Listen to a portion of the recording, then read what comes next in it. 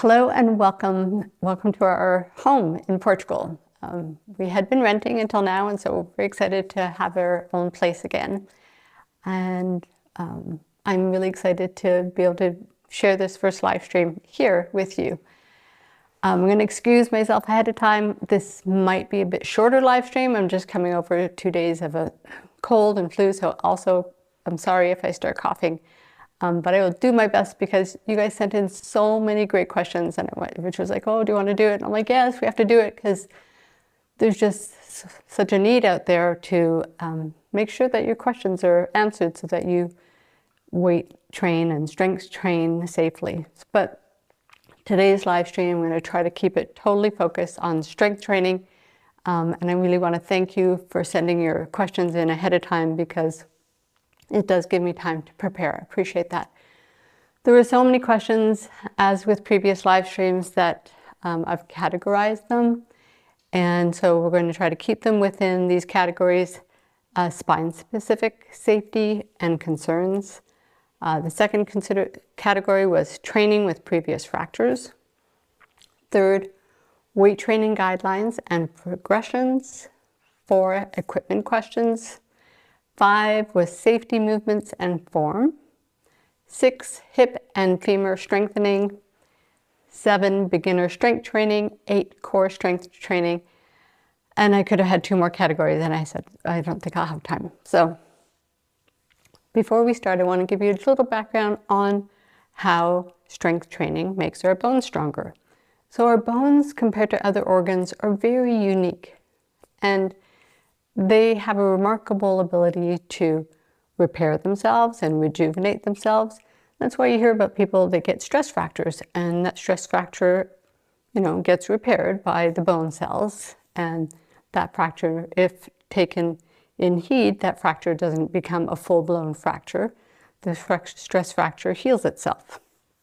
Our bones are always remodeling, especially in our younger years, to adapt to all the forces around it.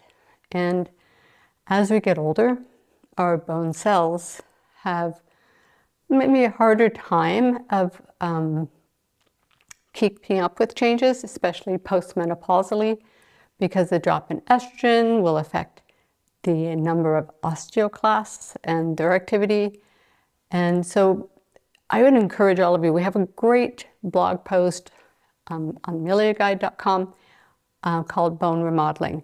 And that would really help you just understand how bone cells work. Now, another thing that happens, or why it's so important to strength train, is that and I know all of you have heard of stem cells. They're in the news all the time, but we have so many different types of stem cells in our body. But we specifically have stem cells that are predestined to become bones. Those same stem cells could become muscles or cartilage, as well as ligaments, all the things that allow us to move. And their nourishment specifically is mechanical stimulation. And that's why strength training is so very important. Because when I had a discussion with Dr. Clinton Rubin, he was telling me that if those, and they're called mesenchymal stem cells, that's their specific name, but if they didn't get any nourishment within 24 hours of being born, so they're being born every day, that within that 24 hours you were on bed rest, those little mesenchymal stem cells wouldn't get to go on to become bone, muscle, or cartilage. They would just turn into fat cells. So if we're too sedentary, if we don't provide our muscles and our bones with mechanical stimulation on a regular basis, we'll have a lot more fat cells in our bone marrow than we will have active mesenchymal stem cells that are, looking out for mechanical stimulation and there to become your bone and cartilage. So how does strength training fit specifically into this? When we strength train our muscles, if we ask our muscles to work hard, those muscles we're recruiting as many muscle fibers as possible, and they're actually vibrating.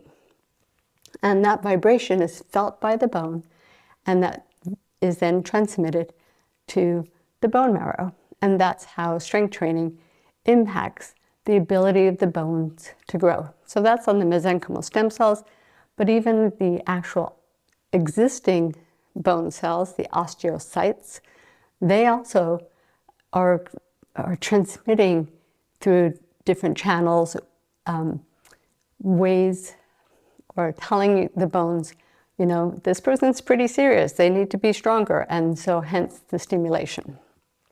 All right, so let's go on to, because you guys had so many great questions. We're going to cover some of these right away. The first questions are training with previous fracture. Oh, sorry, no, it's not. Spine-specific exercises and concerns. So, what are the best exercises to strengthen the spine? That all depends on what your current level of fitness is, what your current level of spinal muscle strength is. And that's why in my book, Exercise for Better Bones, it was never developed as a one-size-fits-all, because I've worked with so many thousands of people that I know everybody starts at a different level. I wish I could have had more than 4 levels, but there's a beginner, an active, an athletic, and an elite level, so that each individual, as much as possible, is challenged at their level. And so you'll see under every strength exercise that exercise will say, if it's primarily to target the spine, that it'll say spine, and then it might be secondary, would be the hip or the wrists. So that's where you're going to find really the best exercise for you if you're a beginner, or if you know your active athletic level. So, excuse me. What exercises should I avoid? So I know you've all heard about avoiding forward bending and twisting, and especially movements with combinations of forward bending and twisting. But also things like double leg drops, where it just places high loads on the disc of the spine, and that loading on the disc pushes against the vertebrae. I'm hoping to do a blog post on this sometime soon to help you understand that a little bit more. But if there are, I guess the exercises I felt safe recommending are the ones mainly that I've placed in my books and in my programs. Training with previous fractures. So many people came in, and so as an example, how do I strength train when I've had 7 compression fractures? They've all healed, but I'm nervous. So in the words of one of my clients this week, she says she's learned to move carefully and not fearfully. And I would encourage you to work with a professional if possible, but if not, at the very least, work through the book, Exercise for Better Bones, where you could start with the posture exercises and then move on to the safe stretching and balance exercises, all of these to gain confidence in your body, then progress to the beginner strength exercises. Take it one day at a time and one exercise at a time, especially when you're starting to build in strength. And none of them are going to hurt you. Some of them might feel challenging for you. Maybe your body hasn't stretched in a certain way, or you haven't challenged your balance. All of these are going to allow you to explore where you're at in terms of your fitness level, but also gradually build in strength. Are there exercises to strengthen the muscles around the vertebral bones? So yes, there are. And as I said, all the exercises that are indicated as spine specific or that target the spine are great choices. And I'm glad you asked that question, because it is so very important that after you've had a compression fracture, that you strengthen the muscles specifically attached to your spine. Of course, this is after you've totally healed and you've been given permission to start strength training or exercising again. Are they safe and are they effective? So I always go back to the only study that I know that involved women with compression fractures, and that was the study done by Dr. Sinaki going back to 1984 at the Mayo Clinic.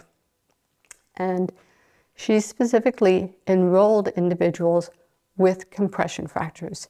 You don't see that anymore.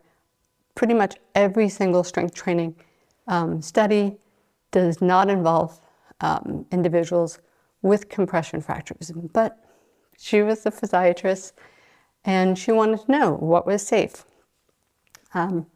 And so spinal extension, where you are bringing yourself into posterior motions, lifting against gravity, pushing against gravity, all the ones you'll see in my book are all very safe for you to do and so very important. But I'll tell you right now, they're the ones you're going to find the hardest to do, and they're the ones you're going to like the least, because it's always the things that we need that we don't really love to do. So, okay, let's see. And there's another question here after fractures. What are the very best, and how do we know that we're challenging ourselves? So it's really important that you're able to maintain your breath control. So every of my exercises also will have a sequence in terms of breathing in and breathing out. So you want to try to coordinate your breath as you're working out, and you want to try to always maintain your very best posture. Is overhead or military press safe with previous vertebral, somebody who's had a compression fracture? I do not prescribe it, and the reason I don't prescribe it is that there's no study that's been done with individuals with compression fractures doing the overhead lift. It's, I think, risky. The Liftmore has the overhead lift, but they're very specific to enroll individuals who did not have compression fractures previously. All right, next category, weight training guidelines and progression. So, how much weight do I need to use to make a difference in bone health? When do I recommend increasing the weight? How do we know even when we're lifting heavy enough? So these are a couple of questions that I clumped together. My suggestion is, if the strength training is new for you, then start with a relatively light weight. And if you're following the exercise schedule in the book, it will guide you in terms of repetitions. But if you take a weight, and it's always easiest just because it's easy to demonstrate bicep curls, but if you're able to lift that weight more than 10 times, initially that's okay to start just getting the confidence and getting your movement control and form. But if you can get to 12 to 15 repetitions in lifting that weight, then your body's telling you, I can handle this, and it's actually a little bit light. That is not a strong enough weight to stimulate your bones, but it's a great way to prepare your muscles to lift heavier weight. So there was great studies done in Germany in the 1990s where they progressed women, and instead of, they had grants for longer periods of time, they would progress them gradually over months to ensure that they did not injure themselves. And so that would be a recommendation if you have not lifted in a long time, if you have had previous injuries, especially if you've had spinal compression fractures, that you progress really slowly. So you take that weight and you go, okay, I can do 12 to 15. Obviously, it's time to maybe pick a weight that's a little bit heavier. And I'm going to say somewhere in the 10% range. So if you're using a 3-pound weight, you might just go to 3.5 pounds, because to go from 3 pounds to 5 pounds is a really big jump. So gradual progression. And if you take that heavier weight and then you do your repetitions and you go, oh, that was hard to get to 10, that's actually where you want to be. So somewhere between 8 and 10 repetitions where it feels like that was really challenging, and doing more than one set is great. It's been shown doing 2 and even 3 sets in the 8 to 10 repetition range is a very good way to stimulate muscle strengthening and hence stimulating the bone as well. When you go into very heavy lifting, but this is done under supervision, then you're lifting in the 5 or 6 repetition range. You're therefore also doing 5 or 6 sets, but that type of lifting should be done under supervision. Okay, how many times a week? All the studies show minimum twice a week. So especially if you're doing the same muscle group, the exact same workout, then you do that twice a week. Now, if you're following my program, for instance, I personally like to do a little bit of strength training every day. So I'm still doing the same muscle group twice a week, but it's for a shorter period of time. I just feel as I've gotten older that it's a level that I find more manageable. So there's options for 3 days a week, 6 days a week, but a minimum to twice a week is best. And always giving the muscles time to recover before you repeat the same muscle group. Okay, should I do heavy weightlifting for improving bone density if I have osteoporosis in the spine? Again, yes, you should lift as heavy as you can safely, but I would progress gradually, because the worst thing that can happen is you sprain or you strain something, or you get a compression, and that's going to put a setback, and I will guarantee you that you will likely not want to continue lifting after that. So safety and consistency is so, so important.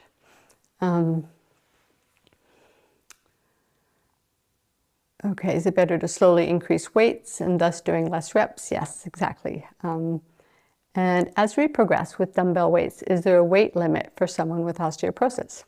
No. So your body will actually tell you. Either you will not be able to maintain good breath control, or you will not be able to maintain good form. And you'll actually see this a lot in the gym with young men, but they're young and they have healthy bones, so I worry less about them. But for yourselves, you want to make sure you're maintaining good form, you're looking in the mirror, you're not, leaning one side or the other, or you're not trying to get the weight up and it's, your form is breaking down, or you're not able to coordinate your breath. Those are all ways that your body is telling you this weight is just too heavy. But until then, go for it. Okay. And the next is similar. What weight should I be lifting? I'm 60 and I'm 125 pounds. This person could have done a bit of strength training their whole life. They might be very strong and lifting heavy weights, and they might have done nothing their whole life and therefore lifting very light weights. But it doesn't matter, because all that matters is that you're challenging yourself at whatever level you are now, and you're looking to find exercise program and the right weight that's going to allow you to be consistent and continue doing this for many years. Okay, excuse me. There was great questions on equipment, and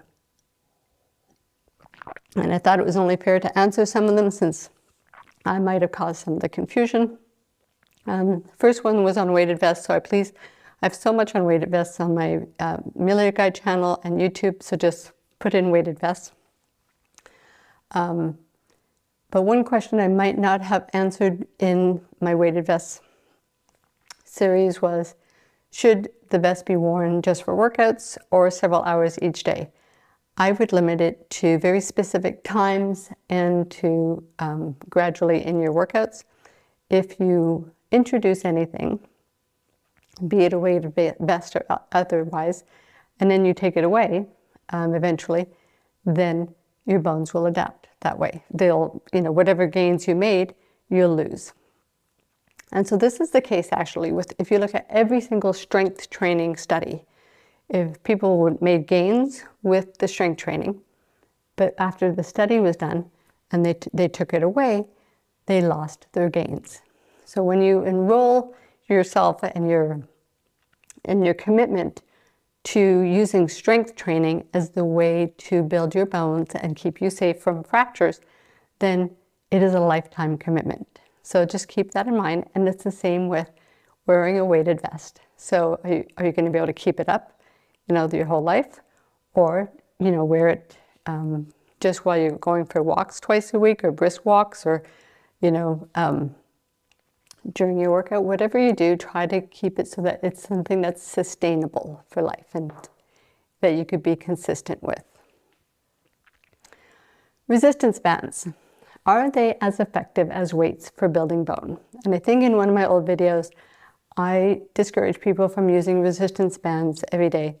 I still don't have a definitive answer on that, but I did find a study, which was a systematic review and meta-analysis, suggesting that resistance bands with elastic devices provide similar strength gains when compared to resistance band training performed from conventional devices. Having said that, there was no study that I could find that specifically looked at resistance bands and bone building. So for strength gains, and if we extrapolate that and say, well, if we're stimulating our muscles and we're stimulating our bones, we could say that the bands are as effective, but ultimately, whatever keeps you strong and whatever keeps you motivated to keep strength training, then use it. I think that's the most important thing that I have concluded as I get older and more wise in my strength training and my experience with working with individuals. Okay, next question is, what equipment would you recommend if you're just beginning weight training? So the nice thing is, on my website, I have a list of products that you need if you're starting at the beginner level, if you're starting at the active level, whichever level you happen to be starting at, with recommendations of equipment, because we get those questions all the time. And whether you're starting with the beginner level in the book, Exercise for Better Bones, or you're starting with the exercise series, the videos, Stronger Bones, Stronger Body, you can access and you'll see that list of exercise equipment. And there's not too many at the beginner level because you're beginning. Can someone with osteoporosis do weight training with a barbell or a kettlebell? Yes, of course. The barbell was used a lot in the Australian studies and shown to be effective. The kettlebells I've never seen actually in a study. When I said yes, of course you can. It's, for me, only if you're holding it as you would almost a dumbbell. My concern with the kettlebells is when individuals are doing swings or when trainers are doing swings with it, because there's less control over the movement and less control over being able to monitor somebody through a quick excursion of motion. As well, that kettlebell is going arm's length from your body, and there's lots of really high forces being produced in the spine. So, the last question on the equipment was, are trap bar deadlifts safe? Having never used a trap bar before, I did look this one up, and the pros from a very good website, this was information from Core Physical Therapy Sports Performance in Omaha, Nebraska. It's a husband-wife team. They're physios and certified strength and conditioning professionals. And they went, yeah, it's easier to teach somebody with a trap bar. There's less back strain. It's more specific to jumping and sprinting. And you can have higher maximum loads on it. So if you're choosing to do deadlifts as part of your program, it appears to be a safe option. And I do encourage you, though, however, to look at my deadlift video that I did, and you'll find it on the YouTube channel, because even though I believe that I have very good body awareness, it is a very challenging move to learn properly. And hence, I've actually never incorporated it in my own program because I'm working out by myself, and I just don't trust that I'm always on the ball, that my spine is always in the right position. And having had a discussion with Stuart McGill about this in regards to heavy squats and deadlifts, and he has, written several books on back care and on rehabilitation for back care.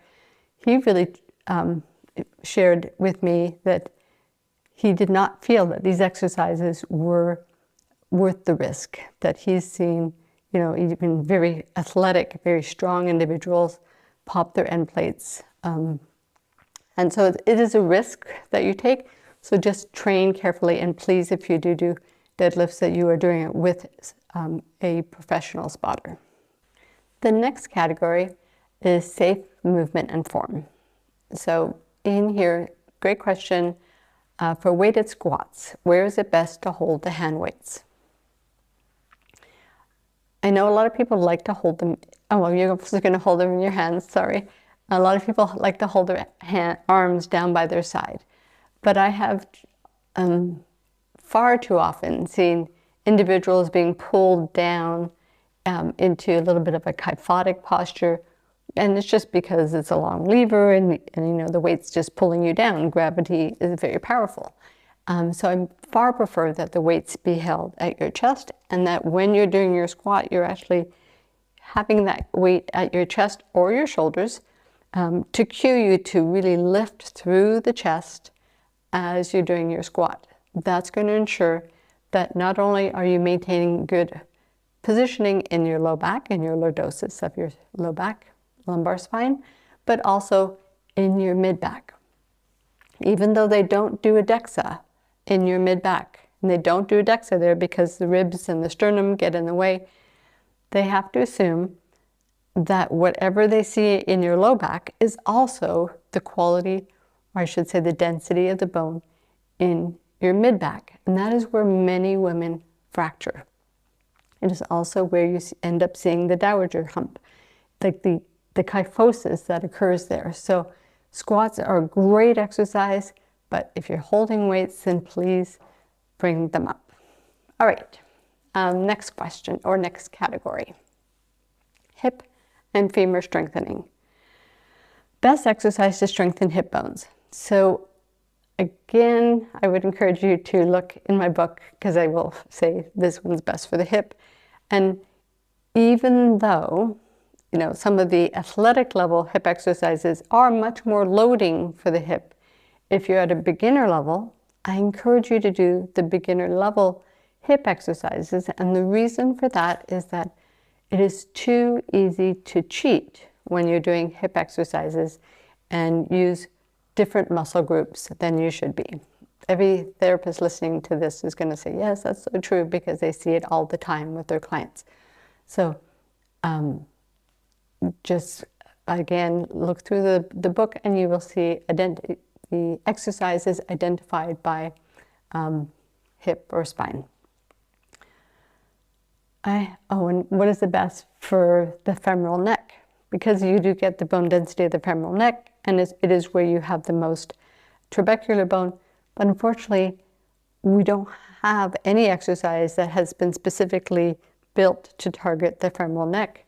It will actually just target the whole femur. When it comes to strengthening the legs, strength training is very helpful and very important to ensure that your movement in your impact exercises, in your weight-bearing exercises, are done with good form. If you have weakness, so the importance of strengthening in the hips, in my view, is a little bit less about bone building and a little bit more about providing the quality of movement that you need to be able to do your impact exercises correctly. Even going upstairs, you're squatting, you're climbing hills, all of those things, going down hills, jumping, all of those things require a lot of strength in your hips. And if you don't have it, then you will end up having poor form. And therefore, it will lead to having bad knees, and then people email me and tell me I can't do things because my knees can't handle it. So starting with proper hip strengthening exercises, very important. Okay, and this person says, yeah, what are some safe weight-bearing exercises? But sorry, no time on this one. Actually, if in my book, Exercise for Better Bones, if you go by the your level of activity and your fracture risk, it will provide you with very specific weight-bearing activities that are safe for you. Okay. Beginning exercise programs. How to start exercise as an older 65+ woman with a history of recent breast cancer treatment and osteoporosis. So I hope that all your treatments were successful, and you are at no greater or lesser advantage from somebody who did not have breast cancer treatment when it comes to building your bone, unless you're on an aromatase inhibitor.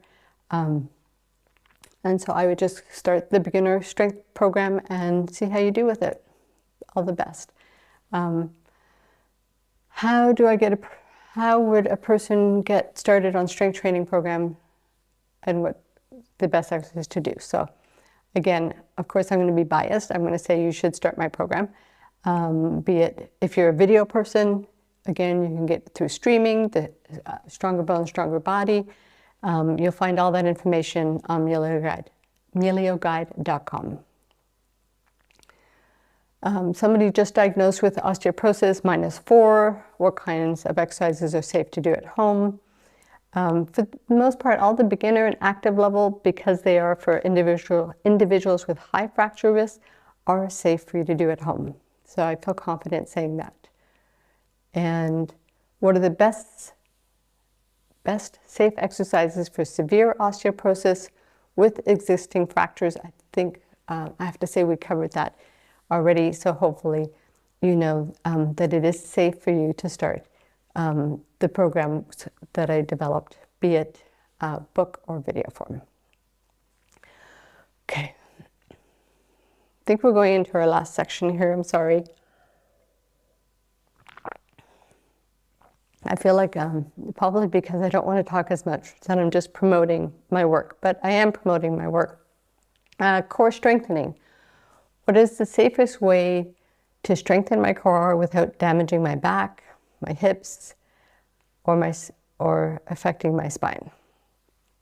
So I have a couple of great YouTube videos on some gentle beginner core exercises.